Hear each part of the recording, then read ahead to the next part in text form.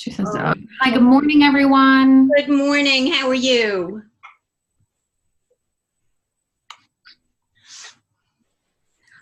Good morning. Good morning. I'm doing well. Ready to get this part of the presentation over with. So I'm just reminding myself to breathe currently. Okay, brief. First, I want to just open with a brief statement. Sure. Today's presentation is going to mirror our process for holding a proposal meeting.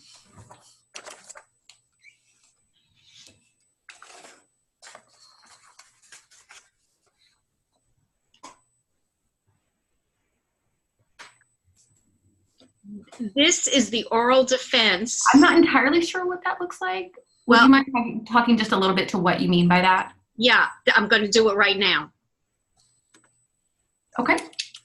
This is the oral defense for Kyle Amber's capstone for 891. Just to correct the 860 on the first slide, it's 891. Not a big deal. Thank you for letting me know. Not a big deal. Okay. This oral defense is not afforded to every student, as some students are required to take 891 a second time.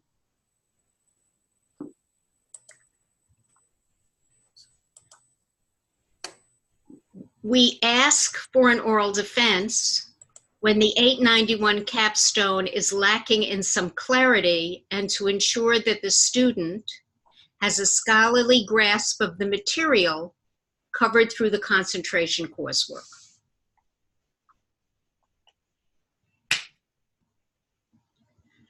So Kyle Amber, this is sort of the way the proposal meeting goes. You are going to open with your presentation. Dr. Overton Atkins and I will then respond and address any unanswered questions or add comments. During the presentation or at the end? After the presentation.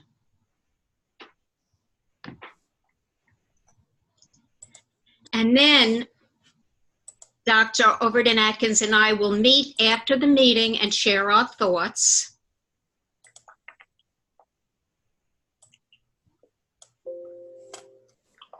And yeah. Mm-hmm.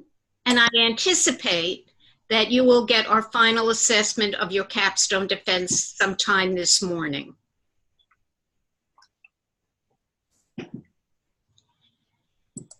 Okay. And I will be recording the meeting just because we record all these kinds of meetings.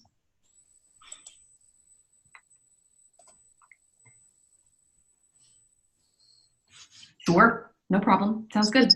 So this models the proposal defense, so you'll be very comfortable by the time you get to that stage.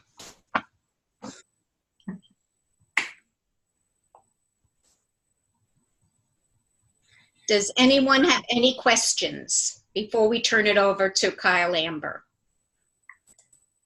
I do have a question. Yes. Well, maybe not exactly a question, just more of a, I wanted to mention before I got started. We're only working with one interpreter today, Sandra Thompson. Hello, Sandra. She will be the one voice that you hear throughout this presentation. With the understanding that it's common practice that two interpreters work together just for clarity of information and to ensure accuracy. So there may be some pauses throughout the presentation, and that's just to ensure accuracy of interpretation and to make sure that all three or all four of us are on the same page. If at any time it is unclear, please let me know, or if there's some kind of terminology that doesn't make sense, please just let me know. Otherwise, sometimes there's not an exact translation. Sure. Not a English word for the specific sign. So there may be moments where you see Sandra expanding upon a point of clarification. And then if there is something with the content that is confusing, you would clarify that through me, Kyle Amber. Yeah. Very helpful. We're good. So I'm now going to turn it over to you, Kyle Amber. It's all yours. Okay. Well, good morning, everyone. I wanted to thank you for this opportunity to deliver an oral presentation so that I can show you that I have mastered and understand the course content that you have been teaching and we've been studying to date. The topic that I'm going to talk about today is the cultural relevant model.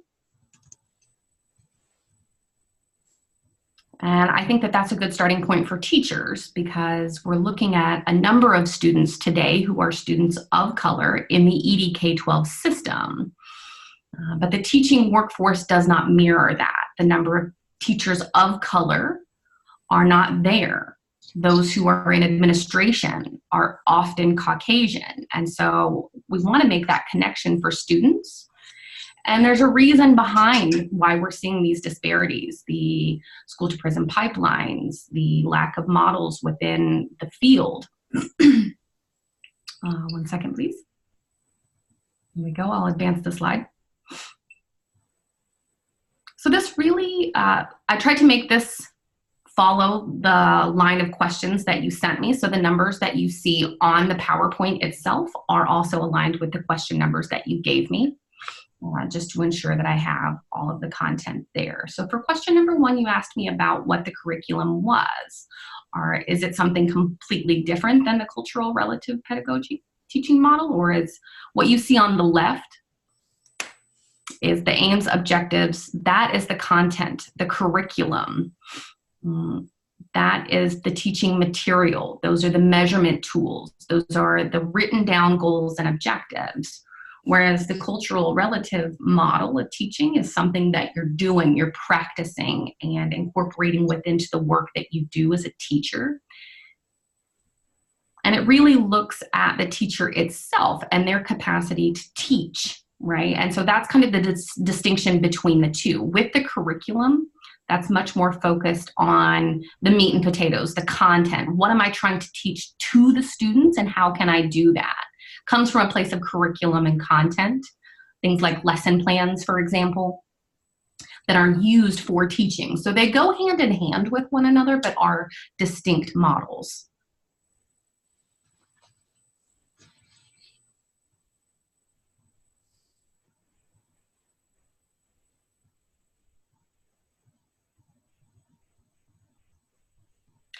Lesson Billings talks about how educators come into a classroom for this cultural relative model. And as you're coming into the classroom, teachers really need to have a mastery and ability to meet the students where they are, right? Me as an educator, I have to be able to make sure that my classroom can accommodate any student that comes into the room, that no student is better than one another, that we're not just labeling this stuff behavioral issues, that each student coming into my classroom knows that they matter and that there is a knowledge and value and understanding of their unique culture and identity, and really cultivate those students. And I can model that as an instructor with the cultural relative teaching pedagogy to really teach these students that they matter, the materials that you're using, your teaching style. As an educator, I have to be cognizant of where I'm at, my own culture, my own understanding, so that I can communicate clearly with students. If I don't have that ability to connect with students, then that's where you're going to see behavioral issues come up. Students not having a full sense of self, and students not feeling good about themselves. And you often see that amongst students of color. And so you need to be very mindful of those students coming into the classroom. With academic achievement and cultural competency, it's dependent heavily on what is happening at home. What is the school setting? What is the context that we're looking like? What is the content that you're teaching? All of that matters to show students that you value them and their future success. Reflective teaching is not just the content that you're teaching, but an ongoing work in progress where you teach, you come back, you refine the strategy for those students that it didn't work for. You figure out what was lacking, and you do that every day. And that also creates that further foundation to connect with your students.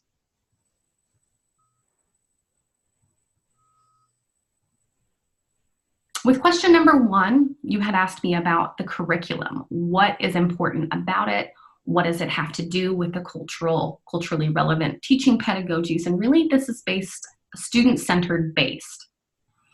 Everything that we're doing doesn't stem from the teaching, but more of the navigational process to navigate the students' learning and understanding of things. Making sure that you have different types of teaching strategies ready in order to accommodate those students. Through cooperative learning is one of my suggestions, having the students learn amongst one another, assign group projects so that they can figure these things out on their own. Perhaps there's one student who has a weaker skill base in this content area and one who's closer to mastery. You can pair them in the same groups in order to learn from one another. That's cooperative type learning. You can also accommodate those students who work a little bit better, more independently. There is a social emotional aspect to this, which is critical to learning and mastering the content. Being able to gain that help from a fellow peer can increase competency in learning. One example of what that could look like is a morning meeting, where as students are coming into the classroom, we just have a quick check-in. Anybody have any challenges this weekend? Anybody have anything they want to talk about for over the weekend? Where students can talk about and share their experiences, where maybe one student's mom was able to accomplish something and we can praise that. Another student may be able to feel comfortable in the environment to say, hey, this is an issue that's happening at home with my mom, as a matter of fact. And so making sure that we can take time to value both of those places. And as a teacher, that's a moment for me to be able to mark where my students are. And after those morning check-in interactions, I think that it's a good way to start the day where the students kind of feel like they have a sense of confidence coming into the classroom, that they want to share something, potentially, oh, I want to show off my new jacket, whatever it is, just a positive way or a great way to check in and start the day and have the students feel heard. And then again, at the end of the day, having another check-in. So what do you feel like you learned today? What were some challenges amongst the content that you had? Have kind of a round robin, and that's another opportunity where the teacher can assess those students who may potentially be struggling, look at opportunities to pair students up. This is all a part of the reflective teaching, right? How to go back and refine what it is that you're doing, not just on a day-by-day basis, but cultivate possible ways to be able to mark these issues within students and to find the ones that are challenging and have those students who are closer to mastery help those students more challenged situation. And I think that that type of peer-supported learning is really important. And it's a way for you to identify, are the students pulling something from the curriculum? Are they learning? A classroom is often set up in rows, but I would propose either no walls in a classroom or a rounded type seating model,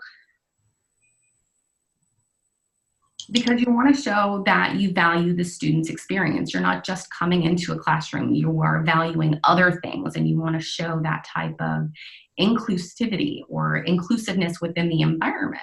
And those types of walls can be a little binding, and I think that you should come into a classroom that shows love, a teacher that embraces teaching and values and embraces student learning. I think that it's important to show those types of things within teaching and to connect to students. I think that it's important what the classroom looks like, the content material, the books, the lesson plan. Are all of those being inclusive? I think that those are the types of things that you can model through curriculum and show your inclusive teaching. Specific books like, let me see what I can grab here. This one here. This one is a little bit how to be anti-racist, maybe a little bit bold in an ED K-12 setting, but this is just to give you an idea of what I mean. So the story talks about,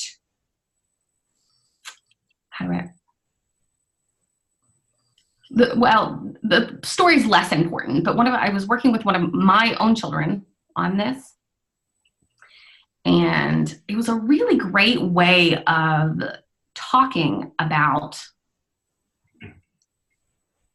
Emmett Till.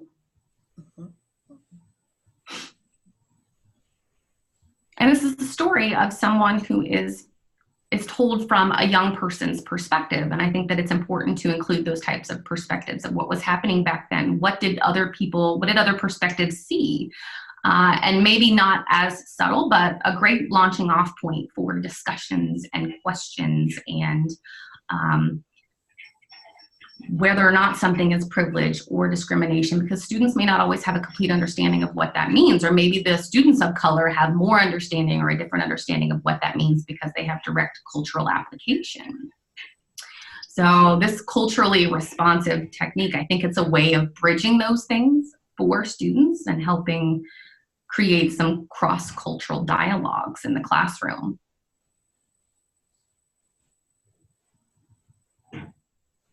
Schools and family and communities are all important. I've talked a lot about the school system to date, but I also want to make sure that we're bringing in the external community as well. We can't just rely on what it is that they learn in the classroom. We want to create a sense of pride between the schools and the communities, going to community events, making sure that students have opportunities to bring whatever skill and experience that they have, their values, to the table, and then learn from one another based off of those diverse values.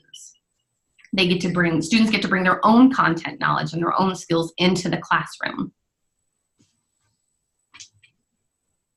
You had also asked me how this curriculum that I was talking about is different than what exists today, and what's in bold is subject-centered, and I think that historically it's been taught by state standardized test or a standard content, and that's been a lot of the focus. And I would argue that the multicultural perspective is not included in that. The hegemonic view is very prevalent amongst textbooks. It doesn't promote and challenge students' way of thinking. It doesn't promote critical thinking. It's more concrete statements of fact rather than what students can talk about and dialogue about. We're living in the 21st century, right? It's a 21st century skill to be able to dialogue and understand things from multiple perspectives. People have talked a lot here lately about whether students graduating from the ED K-12 system are best prepared for academia and post-secondary environments. And so we want to make sure that we're preparing our students in the best way possible to transition into a post-secondary education.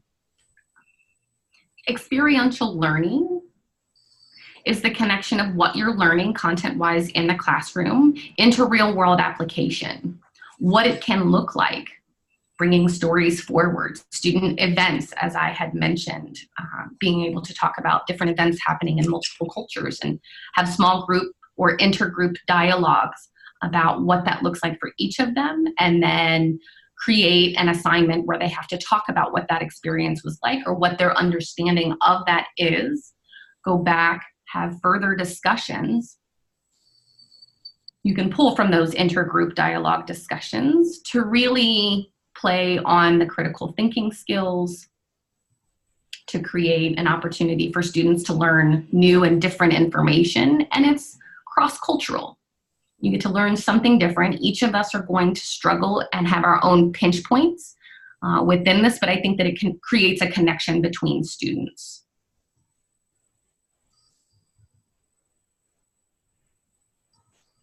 The Prodigy Math app, or I guess it's a website or software, is a curriculum that talks about digital learning and how to refine that so that students can both learn and enjoy using technology.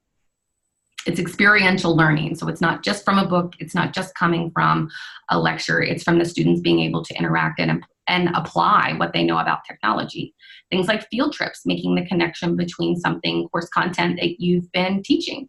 So you've got a field trip to the zoo. What you're going to do is you're going to talk about the types of animals that live in the zoo. What are their behaviors? What does their habitat look like? And then you take the trip to the zoo to make that practical real world application to what it is you've just learned. So taking things outside of the classroom and then applying them into the real world setting.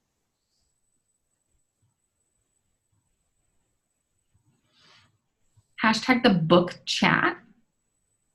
was a Twitter hashtag where educators and other people could learn an opportunity to dialogue more about what books are out there, what type of information exists for diverse populations, what types of ideas and lesson plans are happening. So it became a crowdsourcing hashtag where a conversation could happen amongst educators, especially for those who felt like they didn't have enough in their lesson plans or weren't doing enough, but they didn't have a starting place to go from. They could go to Twitter, they could search the hashtag, see other people's stories, see what worked, what didn't work, and have potential application within their own classroom. School communities and families are all important to have a relationship with. You want the child to develop a relationship and connection with their family and their community within the context what is happening. Where is the home accessible? What kind of resources are available external to the school to help the child maximize their learning? It not only comes from the classroom, but a variety of other places. And so we want to make sure that we're connecting the classroom and teachings back to what it is that they're learning in the community as well. Experiential learning is a connection to the community and making the community part of the educational experience.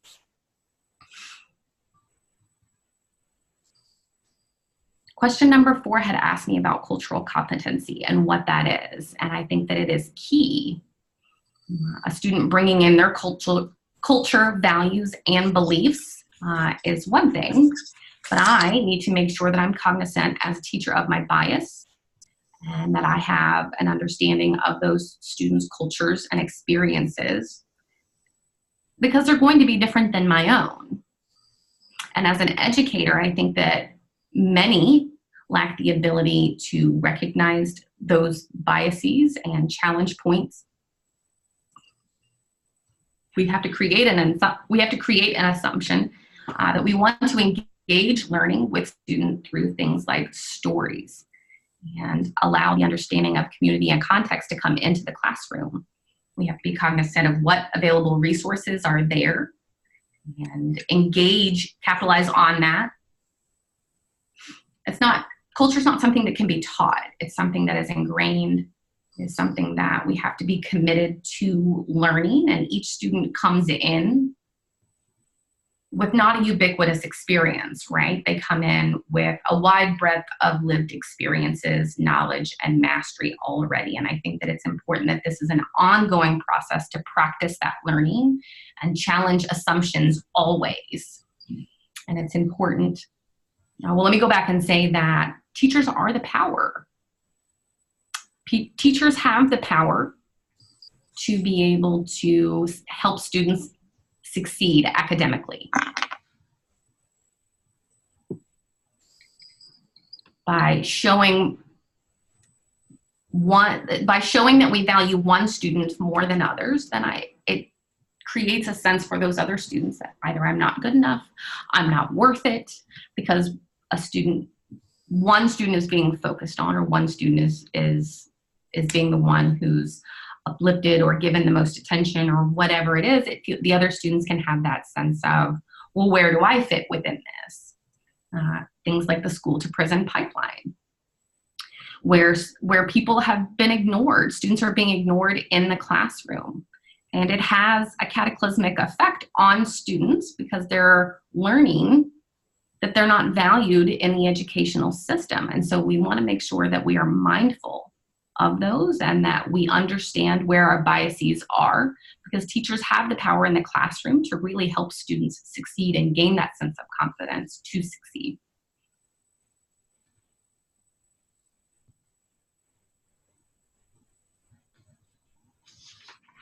Cultural capacity is a really interesting question.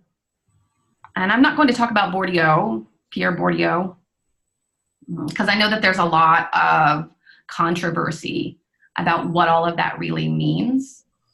I pulled from Yasso, and Yasso's argument that talks about students of color having a collective power to navigate through the systemic oppression and discrimination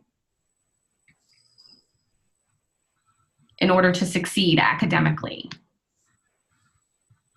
I think all of it is an important discussion for student success, not necessarily through the educator, but having the educator understand who's coming into the classroom and being intentional about helping each one of those students' success, what it is each individual student and what the teacher can do in order to help that student succeed. Communication is also important. Sometimes they'll focus on academic English or the use of English in the classroom, and we don't want to minimize anyone's use and cultural use of the English language. You don't want students to feel like they have to code switch and speak English a specific way to communicate. But students come in and out of that ability to be able to code switch, communicating amongst family and friends, and doing so in an appropriate way and in a way that fits with language use, but having to come into the classroom and do it different and communicate differently. Stories. Stories are a great way, and rather than to educate one another. And rather than correcting a student throughout their story, I think that it's important to validate that story and support it. What does that look like? Where does the student need support? Potentially mentorship, tutoring, showing that you're there to support their journey through the educational system. Students' capacity to get support from their friends. How do they receive support from the system? From their educators, mentors, the community itself. There are boys and girls clubs, after-school clubs that can be participated in, and collect all of those resources to help the student navigate the educational system. And that's the ability to see where you're going, the resiliency within that, and to navigate that educational process. Maybe the student is stronger in math than reading. How can you capitalize on that skill in math and how they've learned math in order to reinforce those skills and help teach them and bring them up to speed on their reading skills? Resistance sometimes could be a challenge or even a curiosity. If you're having a discussion in a classroom, a teacher can look at the behavior of respect and use that as teaching points. And you can challenge content through the discussion of issues like that.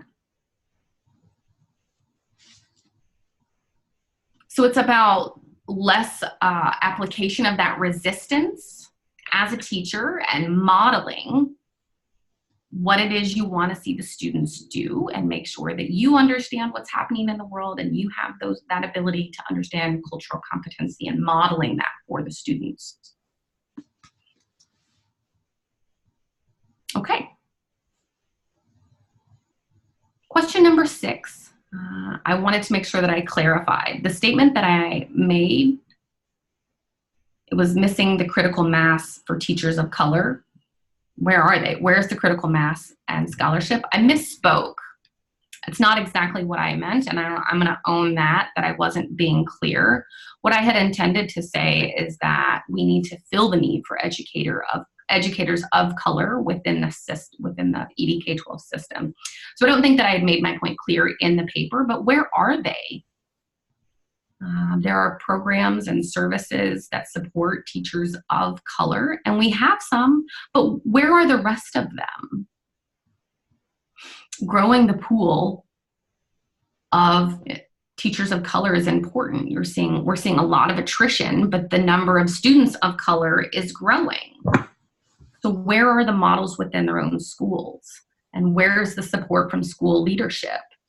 Where's the support to ensure that these teachers of color and diverse colors are getting through the praxis, are getting through these licensures, are getting placed in schools? Often you see them placed in low-performing schools because they look at it as a school accountability from a state and federal level. which boils down to the teaching. And that puts a lot of pressure on teachers who are working with minimal resources, who have very limited budgets to operate off of, to have to meet state standards without having the resources in place, which leads to attrition from the field, or it leads to people moving into private schools where they feel they have more support, or just leaving the field entirely. You see teachers being held responsible for all of these scores, all of these academic achievements, but then also having financial impacts if they're not meeting that, which is felt even more acutely for those low-performing schools or schools with limited budgets. You had also asked, what's not working? Why should we change the proposal? Why should we change the argument? And I would say that the appropriations that schools are getting are all over the place. Some schools are getting quite a bit of money, and some are not. And where is the accountability in that? The RTT, Race to the Top, the Common Core state standards, all have really high expectations and requirements for how they view education and educational achievement. Students are learning to meet state standardized tests. And I think that students are being conditioned to respond, that knowledge and skills are to meet the state standard and to meet those tests, that forced learning knowledge and applied skills, even though that may not fit my learning style, I may be struggling, the teacher may be frustrated, there's still a lot of pressure that comes from the schools to teach that content and teach to the test. And what we know is that isn't working, because with the schools, I mean, we integrated in the 1960s and 70s and have been looking at have been largely focused on that, and then moved into a socioeconomic view as the primary indicator for academic success. But we didn't look at the racial and ethnicity changes within the schools, how the schools were becoming much more marginalized, and how the federal appropriations and state and local appropriations or governments were not looking at this. Higher education has a really strong focus on multiculturalism, anti-bias these days, critical pedagogy and teaching. All of that is prevalent on a post-secondary level, but we haven't seen that trickle down to the ED K-12 system yet. We are very, very focused on things like the common curriculums and making sure students have mastered certain academic skill sets, rather than challenging their thinking and using critical pedagogy and what we know works for students and their education. The system seems unsuited to that. And we take a lot of our note from the Higher Education Act, from the higher education and post-secondary environment, and we see it being practiced there, but less so in an ED K-12 environment. We just haven't seen that trickle down yet. And segregation still happens within the schools. I would argue that it's de facto segregation, the separate but equal. I think that people are overlooking the value of diversifying these school bodies. And because of things like gentrification, we're looking at 77% of millennials now wanting to live in cities, in urban environments, because of ease of access to things rather than living further out. And so you see a lot of affluent families moving into the city, which has created this de facto segregation based off of socioeconomic status, race, and ethnicity. And so thus far, that has not been recognized by school administrators and not looking at that as part of the student profile.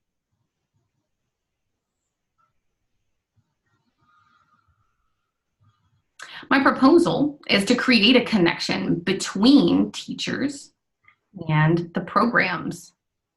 We want to create a pipeline of student teachers into the ED K-12 system and create a really strong relationship from the post-secondary education into the ED K-12 system,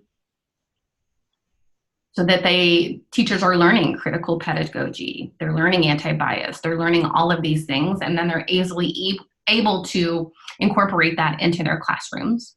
They could co-teach with student teachers, and that creates an opportunity for teachers to learn from one another. I also propose that it is critical that we have equity, diversity, and inclusion officers in the schools. We have that on a post-secondary level, and you see that as a common role amongst colleges and universities. And we can't just say that you get a couple of hours of training and you get a certificate for these roles. It really necessitates someone who has an understanding of what the challenges are that exist today and have their own competency. For things that maybe they're less familiar on, they could bring in a consultant to help understand racial issues, or to understand problems or issues that are happening for all students coming into the school. School leaders, educators, the school system need to have an overhaul at the school. And I think that it's important to start with this officer so that they can provide these trainings and recognize those opportunities and even incentivize the learning and incorporation of cultural competency. Research shows us that student learning, dialogues, all of that exists for cross-cultural learning amongst students, but I would argue that the data could also be shown to federal, state, and local politicians so that they could see the necessity of why this change needs to happen. That becomes a good reinforcer for why you would need these positions. For students of color, policy matters. We have to look at what are the strategies that we can put in for students of color. What does that look like? There are programs that exist, but we don't see people capitalizing on them, that there's resistance to them. So the school needs to take a step back and check on first a dialogue. What is it that they need? What is happening with students of color, regardless of the culture? We don't want students of color to feel isolated. We want to make sure that they have the mentorship. As I mentioned, the pipeline, student teaching, and continuing to provide support. One of the questions through that dialogue is, what does it mean to be diverse and inclusive? And that's a good way of getting a sense of someone's cultural competency and recognizing where they're coming from and potentially providing mentorship so that the educator can continue getting that education and mastering that piece before they go and perform in the classroom. I think it's maximizing the capacity of the teacher to be able to provide those supports. Having intensive training in it. And school leadership, how can they provide supports? Because the school leadership is also responsible in this process. Getting support from the system, getting support from administration, means that teachers feel supported and that they're more likely to stay within the field, and we'll see less attrition. And the ultimate benefit is to those students of color.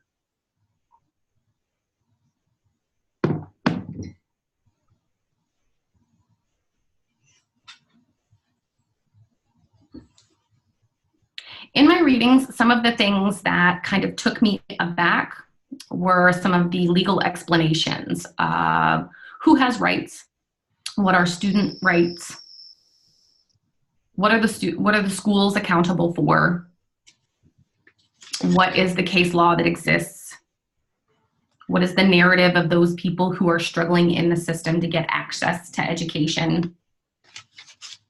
What is the political environment of education? Who's getting the funding?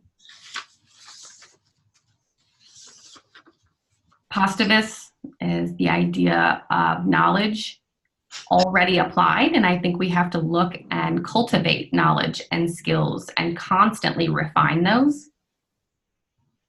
Some of the readings that I looked at talked about, well, you read it, you learn it, you mastered it, you're good. And I don't necessarily agree with that. The student is accountable, the school is accountable for continuing to reinforce that. And we're not going to get those measurements, the true understanding via the state standardized tests. I mentioned de facto segregation, and the book talked about Nashville, the Nashville Project, and that really helped me understand that those are the types of things that should not be happening. And it's a very subtle way of continuing that de facto segregation, and it's not equitable. Equal is not equitable.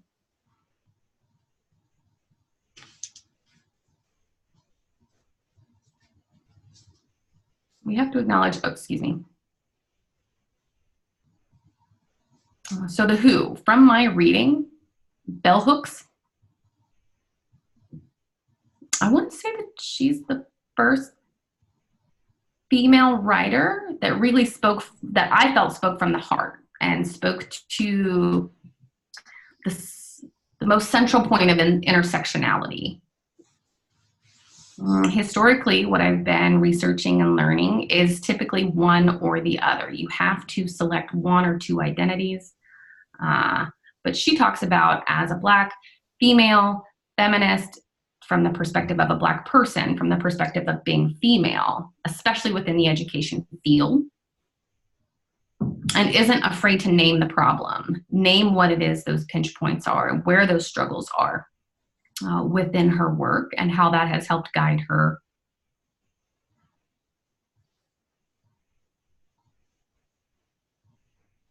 Like Patricia Hill Collins talked about the Black sexual politics. That was mind-blowing to me and really helped me understand that change can happen as long as we're recognizing it in the school system and as a field.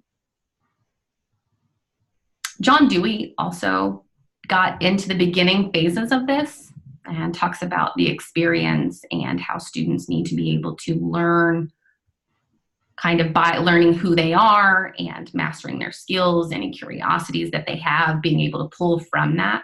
But it was limited. John Dewey really creates more of a critical pedagogy. And I think that that concept is important for people to pick up off of what you are learning, not just in the classroom, but also picking up on those points within teaching philosophies. Where are the disparities? What are students interested in learning?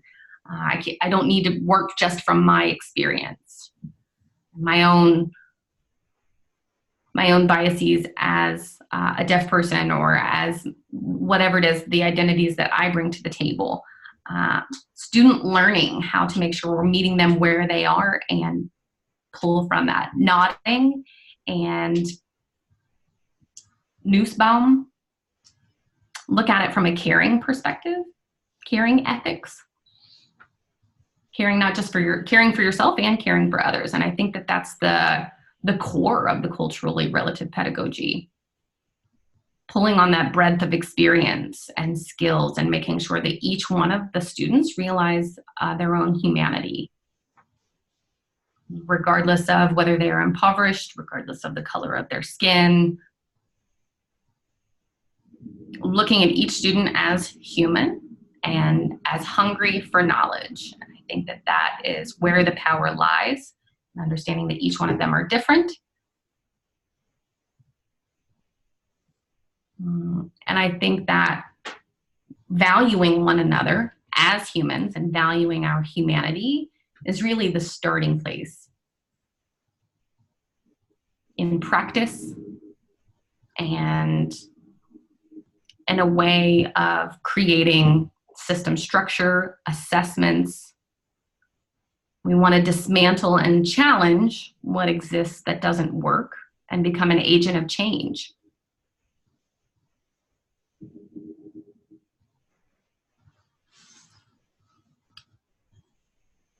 I talk about the culturally relevant pedagogy because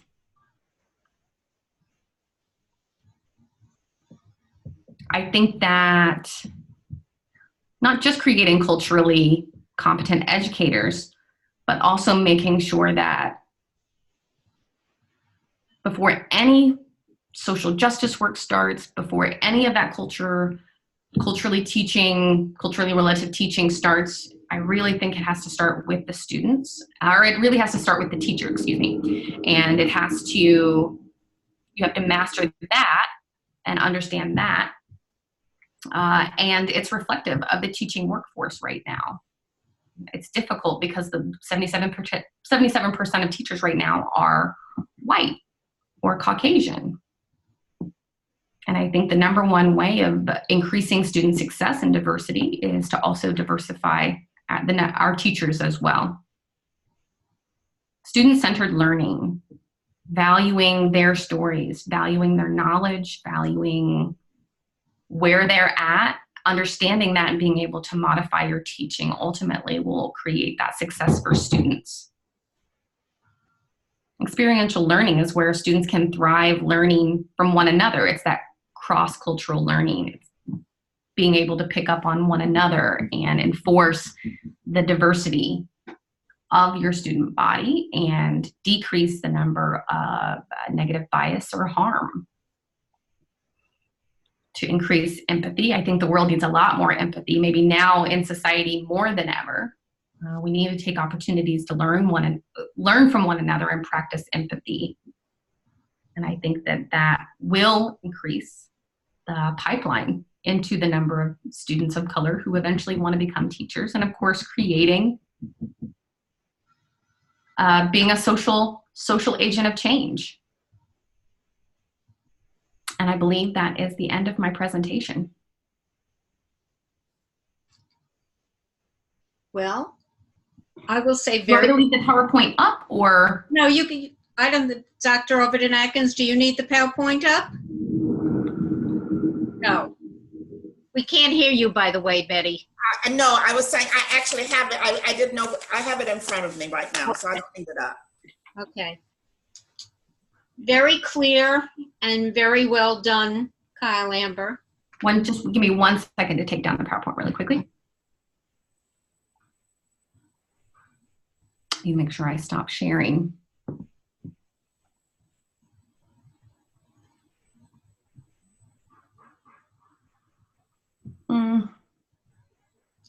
I think you can just click stop sharing, can't you?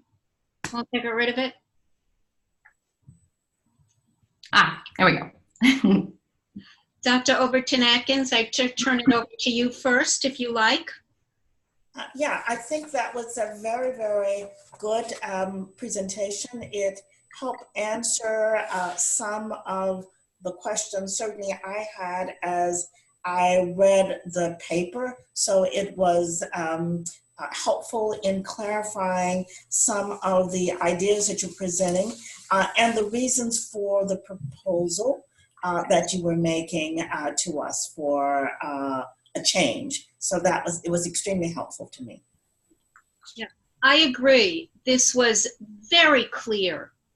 And I almost think the way you organized it according to the questions would help you going forward by creating some specific outlines.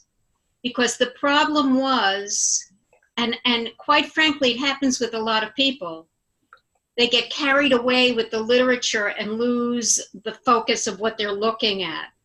And in scholarly writing, you have to be very focused. Every word counts. So what I was very pleased with, Kyle Amber, was you really distinguished between curriculum and culturally relevant pedagogy. Because to me, when I read your first draft, it sounded as if you were saying they were the same thing when they're not. And what you did here was you were very explicit. So it was very clear. I, Go ahead, Betty.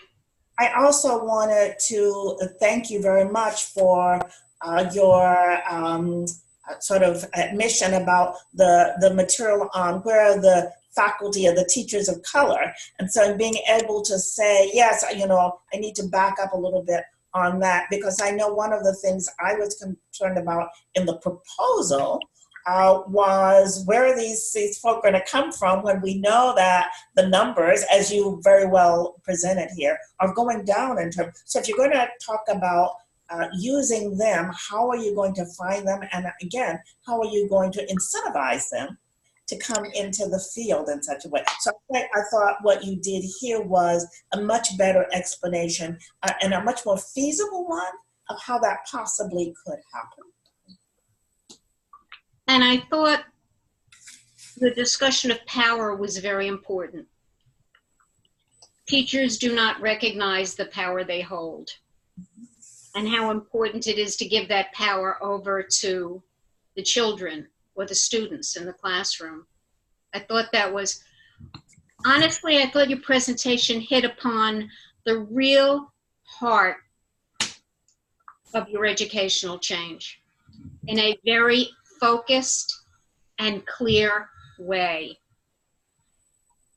I want to share with you that Dawn Bolton and I just returned from a conference at the National Association for Multicultural Education.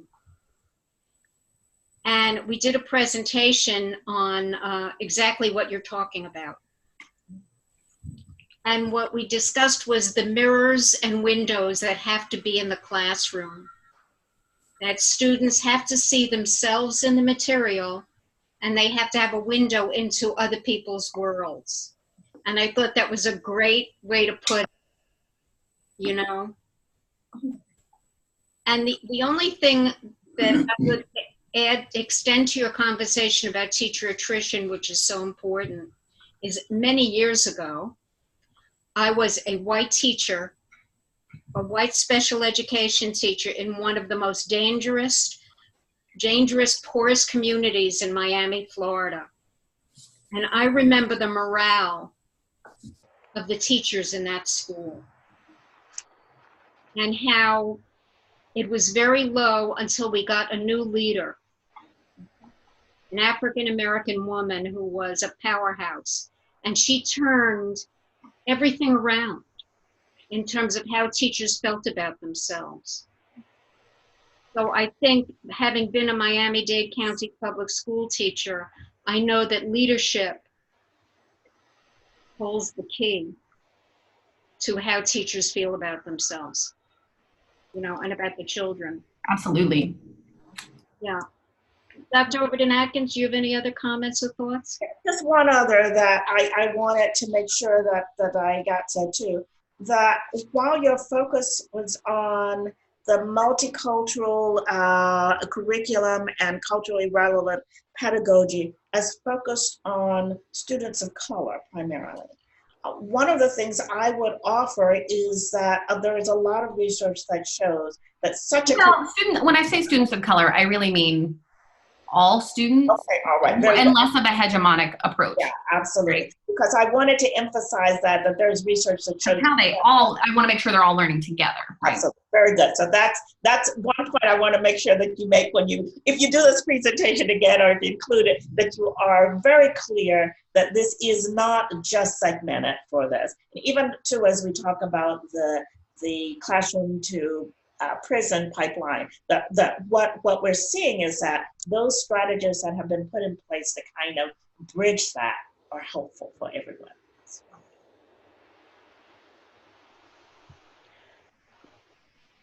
Sure, absolutely. I don't have any other questions. I just did think you did a stellar job. I really do. And I think this is sort of a good way for you to approach your 860 work by laying it out as an outline. And really, you just did really did a complete, detailed job here. You really did. And I want to, Dr. Overton-Atkins and I are going to have a formal conversation evaluating your presentation. and you should be hearing about our decision shortly, but you really did an excellent job, Kyle Amber. Great. Thank you so much. Okay, and Dr. Overton Atkins will be talking momentarily. Very good, absolutely. Very well. Thank you, everyone. Thank you so much for your time.